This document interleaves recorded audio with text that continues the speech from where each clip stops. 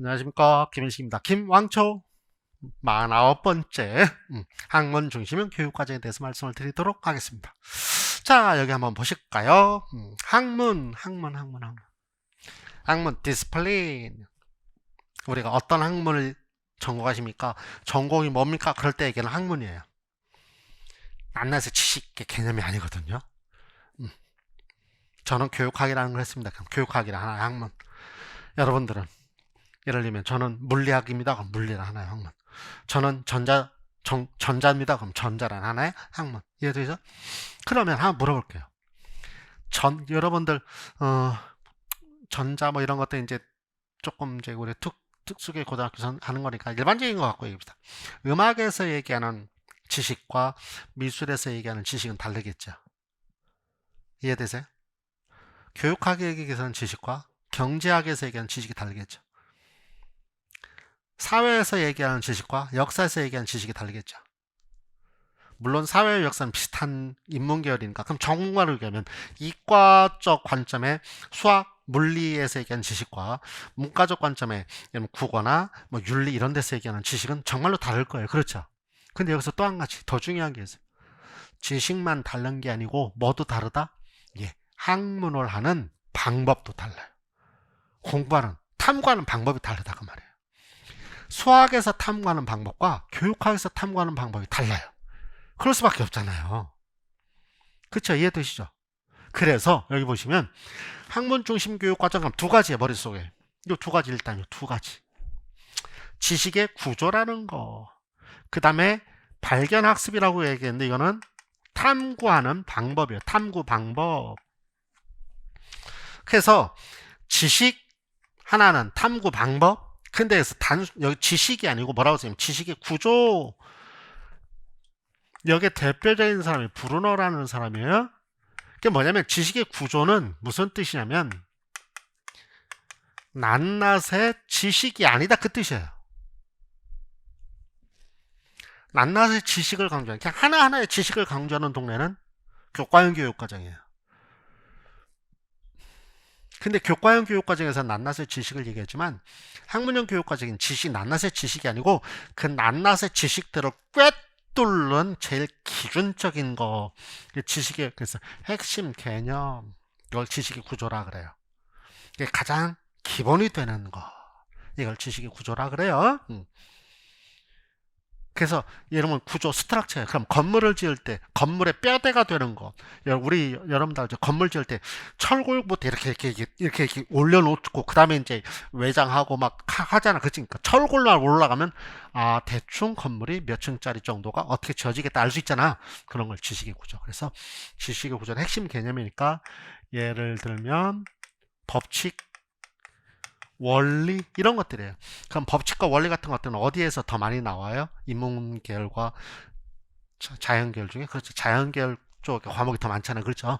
그래서 그런 데서 얘기는 지식의 구조라 그러고 각각의 학문에 따라서 탐구하는 방법이 다른데 학문형 교육과정 주로 이건 과학에서 써먹은 거예요. 그래서 여담인데 시험 문제 학문형 교육과정에 나왔다. 객관식의 개념은 그런 거 있었어요. 다음 중 학문형 어쩌고저쩌고 했는데 밑에 예를 보면 과학 찾으면 답이에요. 사회 뭐 이런 건 답이 아니에요. 다른 말로 써요. 아무튼 그래서 탐구 방법은 안내된 발견학습을 하는 건데 여기 안내된이라는 단어를 써요. 이건 조금 이제 나중에 설명할 거예요. 그래서 머릿속에 일단 학문형 교육과정 그럼 무조건 두 가지 학문형 교육과정 지식의 구조 발견학습 알겠죠? 그래서 얘네들을 다 찌우고 머릿속에 학문형 교육과정 지식의 구조 첫 번째 두 번째 발견학습 땡 끝. 세 번째 이건 뭐 나중에 더 공부하시면서 한번 머릿속에 이해되셨어요? 그럼 이제 지식의 구조라는 말이 그럼 도대체 어떤 개념이냐라는 걸 좀 한번 파악을 해보도록 하겠습니다. 여기서 지식의 구조 아까 지식의 구조가 뭐라고요?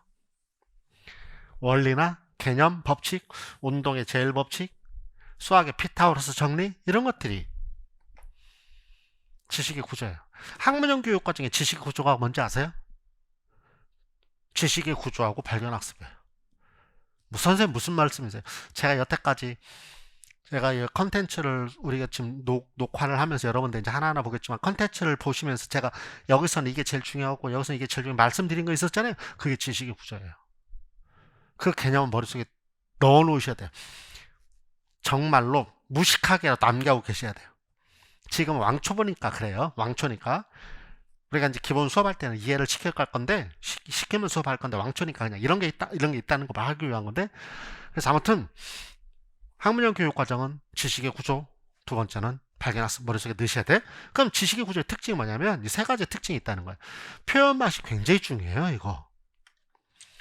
지식의 구조는 표현 방식인데 뭐냐면, 어떻게 표현하느냐, 표현 방식은 수업의 방법을 얘기하는 거예요. 표현 방식은 수업 방법이에요. 작동적, 영상적, 상징적. 이게 무슨 말이냐면 경제성, 생성적은 몰라도 표현 방식 꼭 알아주셔야 되는데, 표현 방식 예를 들면은 작동적, 잘 보세요. 작동, 워킹이에요, 워킹. 영상적, 영상은 뭐죠? 그림이죠, 영상. 상징적, 상징은 뭐예요? 뭐가 상징의 가장 대표인 게 공식 같은 것들을 얘기하는 거예요. 그러면 1차 방정식. 1차 방정식은 상징적인 거예요. 그래서 제가 예를 들어볼게요. 수업 시간에도 제가 예를 든 건데 2kg 곱하기 3m는 3kg 곱하기 몇 미터? 아, 쌤! 수학 싫어하는데. 킬로그램 미터는 똑같잖아. 그럼 2 곱하기 3은 3 곱하기 여기 2잖아. 그치? 2미터예요. 이 1차 방정식이잖아. 여기 뒤에 있는 거 이거 킬로그램 미터는 다 똑같이 들어가는 거니까. 그럼 이게 1차 방정식이잖아. 그럼 뭐 이걸 모르면 어떻게 한다고? 위로 이렇게 이거를 모르면 영상 그림을 그리니까 그림 이렇게. 그림 여기. 여기에 3m에 여기 2kg이 있다. 그럼 요거는 조금 더 와서 3kg이 있고 여기가 이렇게 되려면은 여기가 몇 미터에 돼야 되냐 이렇게 그림으로 나타내는 거예요. 이것도 모르면 작동은 뭐예요? 작동은 시속 게임을 하는 거예요. 그럼 무슨 뜻이죠? 시속 게임을 하면 무거운 아이가 앞에 앉잖아요. 그쵸? 가벼운 아이가 뒤에 앉고, 가벼운 아이 2kg가 3m 뒤에 앉는단 말이에요. 무거운 아이는 앞에 앉고. 이해되셨어요? 그래서 시속 게임을 하든지 그림을 보여주든지 방정식을 하든지 1차 방정식이라는 기본적 개념은 다 가르칠 수 있다 그 말이에요. 이게 표현 방식. 그래서 수업 방법이에요. 이 표현 방식은 이런 게 있구나. 계속 사실 우리가 수업하면서 기본 원래 수업할 때는 굉장히 강조를 해서 많이 얘기할 거예요. 그래서 지식의 구조는 이렇게 표현을 어떻게 하든지 지식의 구조는 다 가르칠 수 있구나. 표현을 어떻게 하든지. 이게 삐아지한테 영향받아서 전조잡기, 구체적 조잡기, 형식적 조잡기, 해결학과 이렇게 되는 건데 그건 뭐 나중에 이해되셨어요? 그래서 교사가 어떻게 표현하든지 지식의 구조는 다 가르칠 수 있다라는 게 이제 여기서 얘기하는 개념이에요. 그래서 여기 보시면은 지식의 구조 발견학습 나왔죠. 발견학습은 뭐 하는 거냐면 원리를 발견하는 거예요. 원리를. 그럼 원리가 뭐겠어요? 여러분 대답해 보세요. 이 원리가 뭐예요? 아까 얘기했잖아요. 지식의 구조예요. 지식의 구조를 학생들이 발견하도록 가르치는데 지식의 구조를 어떻게 발견해요? 무슨 과학자가 발견하는 걸 그렇게 발견하기 힘들잖아. 그럼 어떻게 발견해? 교사가 이렇게 도와줘. 도움을 주면 학생들이 발견학습할 수 있다. 그런 뜻이에요. 어떻게 도와줘요? 잠깐 보실까요? 어떻게 좋아요? 화면이 바뀌어요. 어떻게 도와줘요? 표현 방식으로 도와줘요. 수업 이렇게 표현을 해주면 그렇게 도움을 줘서 학생들이 발견하게 된다. 그래서 학문형 교육과정은 발견학습인데 앞에 안내된 이런 단어를 써요.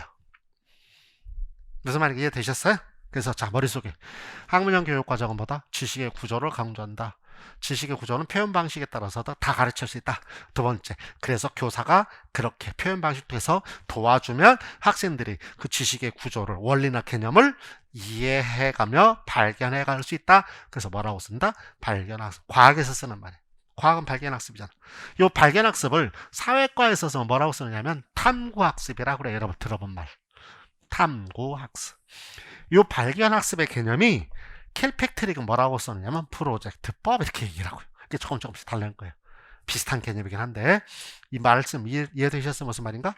그러고 여기 학문형 교육과정 중에 학문형 교육과정은 사실 일반 명사예요. 어떻게 보면 그 학문형 교육과정 중에 여러 교육과정이 만들어졌어요. 우리 지금 구성주의 교육과정에 여러 번 개편됐잖아요. 2009 개정, 2007, 15개 되게 바뀌었죠. 그렇게 바뀌듯이 여러 개가 있다는 거야. 찐빵이 있으면 무슨 찐빵 무슨 이렇게 있듯이 그 학문형 교육과정 그냥 찐빵이라는 뜻이고 그 안에 무슨 찐빵 무슨 찐빵 무슨 찐빵 있는데 그 중에 가장 대표적인 무슨 찐빵 중에 가장 대표적인 게 뭐냐면 나선형 교육과정이라는 거예요. 그래서 우리는 어렵게 생각하면 학문형 교육과정 이꼴 나선형 교육과정 이렇게 얘기를 해요.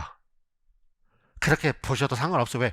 찐빵 중에 가장 대표적인 아능찐빵이 나선형 교육과정의 그런 뜻이에요. 아능찐빵이 뭐 가장 대표적이라고 해야 되는지 어떤지 모르죠. 우리가 아는 거니까 이해되셨죠? 그래서 나선형이란 말이 뭐 나선형 이렇게 골뱅이처럼 이렇게 여기 나선형이 여기 써 있죠. 이렇게 여기 보세요. 여기 돌아서 이렇게 계속 이렇게 해갖고 이렇게 여기 하나 요거까지 이렇게 발전 여기서부터 이렇게 이해되셨죠? 이걸 나선형 그래요. 그런데 여기 보시면 가운데 심지가 딱 굳어져 있는 게 하나 있어요. 그게 뭐냐면 지식의 구조예요. 가르칠 건 똑같아요. 원리나 개념. 그게 이렇게 돼 있어요. 그럼 이거 뭐냐면 여기서 이렇게 가는 걸 여기 수준이에요. 수준이 조금 높아지는 수준이고요. 여기서 그 다음에 이렇게 올라가는 건 뭐가 되겠어요? 예, 더 어려운 난이도가. 그래서 학습 내용의 계열성을 얘기하는 거고 이해되셨어요? 그래서 자 어떻게 PPT가 변하는지 보실까요? 짠 이렇게 되면 이건 뭐가 되겠어요? 그렇죠. 이렇게 수준 알겠죠? 수준이 이렇게 지금 넓어지고 있죠. 그래서 이렇게 그래서 X1, 2, 3는 범위가 넓어지는 수준이고요. 그 다음에 짠 여기 요거 이렇게 되는 건 뭐죠? 그렇죠. 이거는 계열이에요. 난이도가 깊어지는 거. 그래서 이렇게 수준이 넓어지면서 계열이 깊어지는 걸 뭐라고 그런다? 나선형 교육과정. 그래요. 그래서 나선형 교육과정이란 말은 뭐냐면은 지식의 구조를 중심으로 범위가 넓어지면서 깊이가 깊어지는 거를 이렇게 골뱅이처럼 나선형 교육과정이라고 합니다. 나선형 교육과정 이해가 안 되시면 오늘은 골뱅이 소면으로 해결해 보시기 바랍니다. 그러면은 무슨 말인가 이해가 되실 수 있을 것입니다. 이해되셨죠? 오케이. 수고하셨습니다.